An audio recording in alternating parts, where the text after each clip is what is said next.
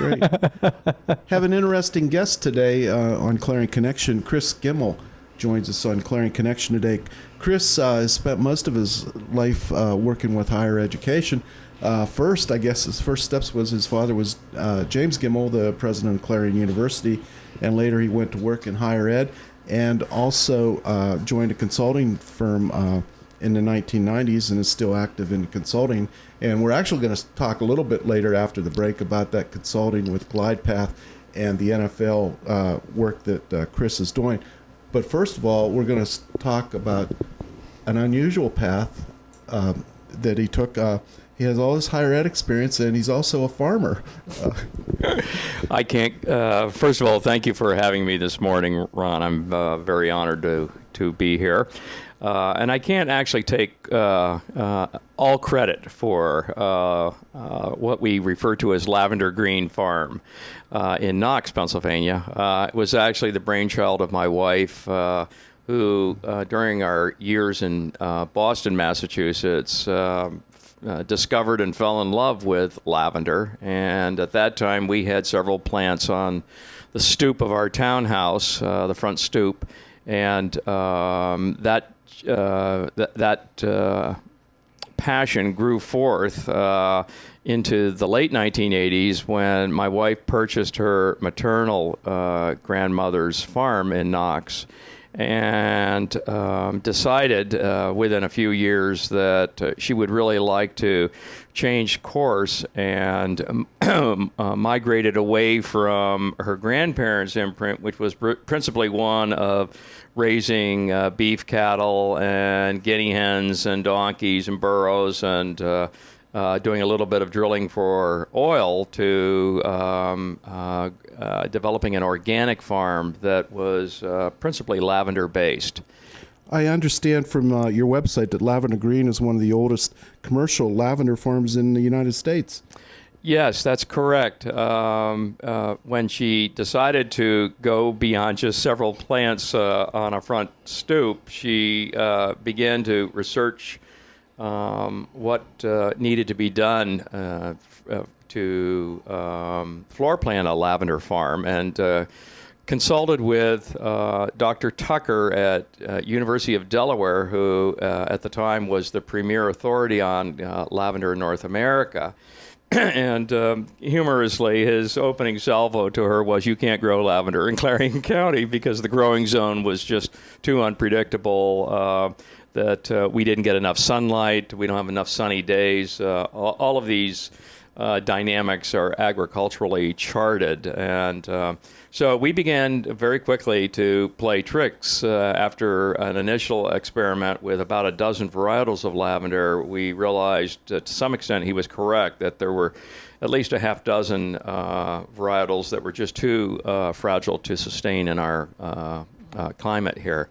But there were little things that we were able to do, like putting play sand, which is a non-coarse white sand, around the perimeter and base of the plant, which would reflect, even on a day like we have today, what light there is, and it tricks the plant into believing it's brighter than it is. And so we've succeeded with about a half dozen varietals that range from Hidcote and Munstead and Twickle Purple to Gene Davis and Dutch Spike and Provence and Grosso. So I guess that's about 7 varietals we're working with right now. Those are hardy enough to sustain the freeze-thaw dynamic that Clarion County and this growing zone sustains annually. And we have perhaps slightly less than an acre under lavender in very typical agricultural rows, which serves as our working field. We employ about a dozen young women annually, most of whom are from Keystone High School, and a lot of them will stay with Lavender Green for 2 or 3 years of high school, and then all through their college years when they come back in the summertime. So we get a lot of ingrained carryover from year to year, and they're very self-managed, which was important to us because until last summer, Jenna and I had not formerly relocated to Clarion County.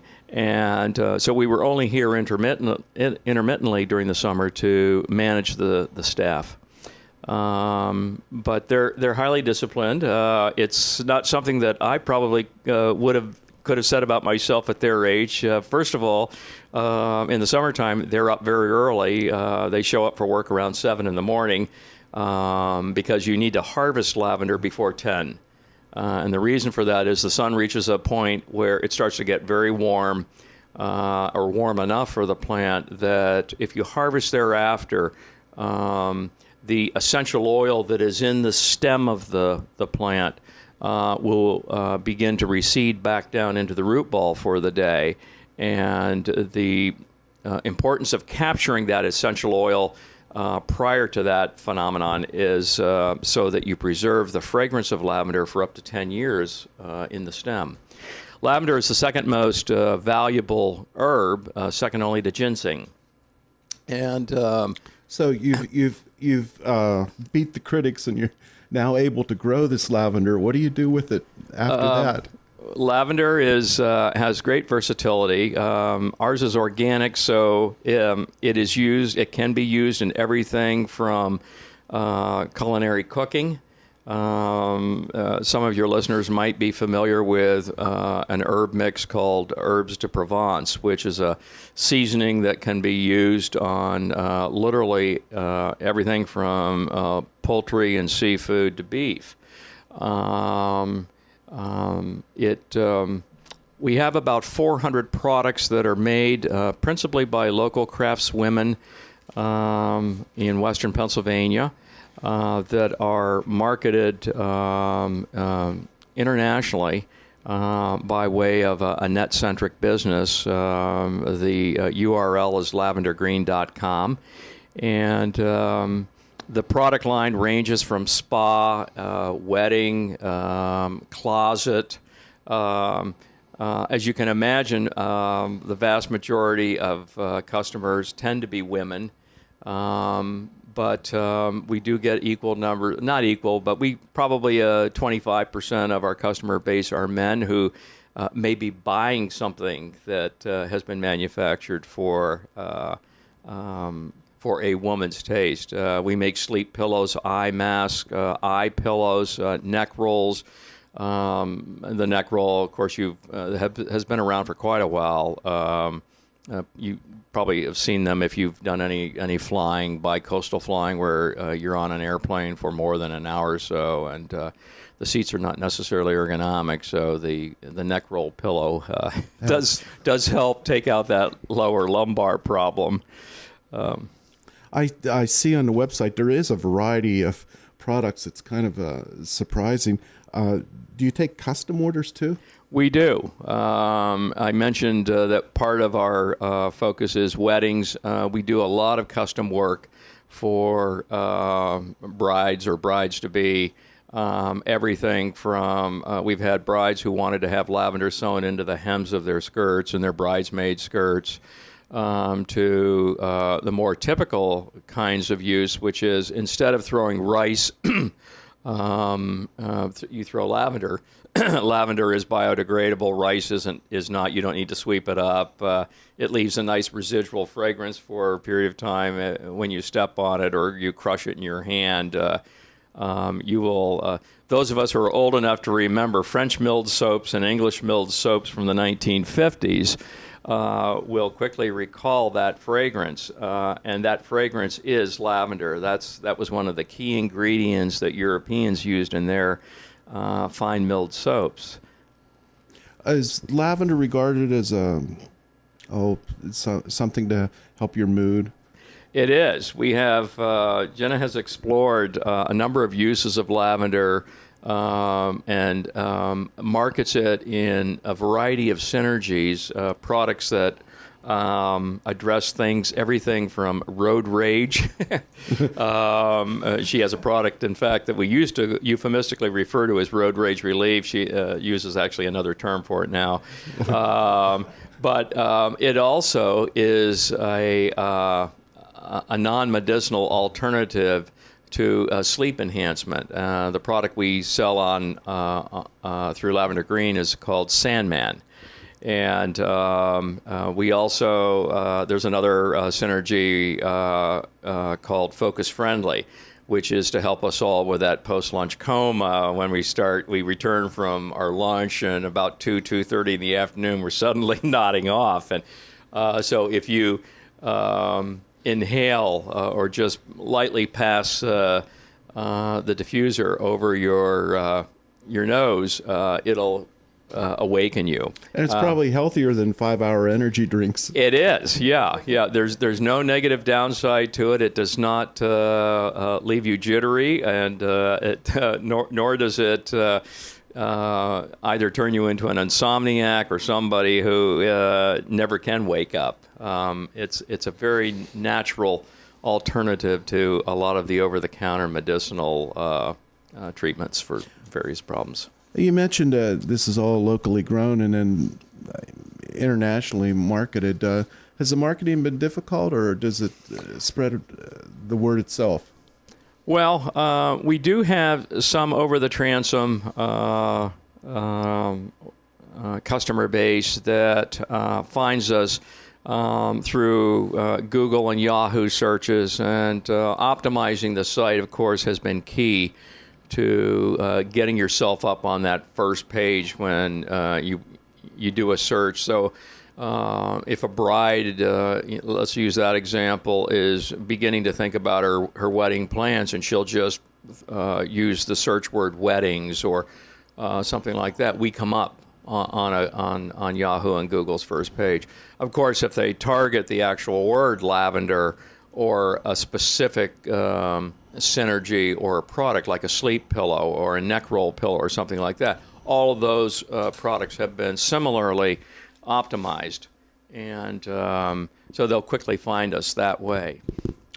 So the farm in Knox has really developed a new life for itself. It has, yeah. It's we've done a lot. We have 19 gardens, so it's been transformed, as I alluded to at the top of our discussion, from what I refer to as a gentleman's farm that used to have cattle roaming the meadows and so forth, to a farm that is now encircled by a French vanilla colored 3-rail wooden fence, which we rebuilt just 2 years ago. So it sounds like a yuppie farm, as they used to say. There's probably a little of that, but we conduct tours in the summertime. We have, in recent years, had a variety of garden clubs and other organizations of that type that will visit. But we're also doing open tours for individuals. In the forthcoming summer, we're going to have tours on a select Wednesday of every month when individuals can come to the farm and tour. The whole episode is about a 2.5 hour event that walks them through first the lavender fields and the whole process. After it's harvested, we dry it in what we call our carriage house for 2 weeks. In the summertime, the attic of the carriage house is about 110 degrees, which feels real good on a day like today. But nonetheless, that drying process is essential to then being able to take the lavender and use it in a variety of ways, whether it's just making stems that are going to go into door wreaths or standards, or whether it's actually going to be the dried bud that we're going to remove from the stem and end up putting into some of our sewn products.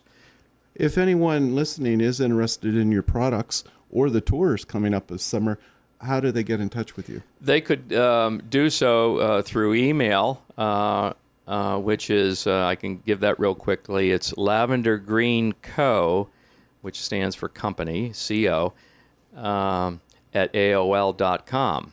And that's an email address. They can also call the farm directly, and that number is 814-797-5117. We also have, because we spent 30 years in metropolitan Washington, D.C., we have a Lavender Green number that is Virginia-based as well, and that's 703-470-2074.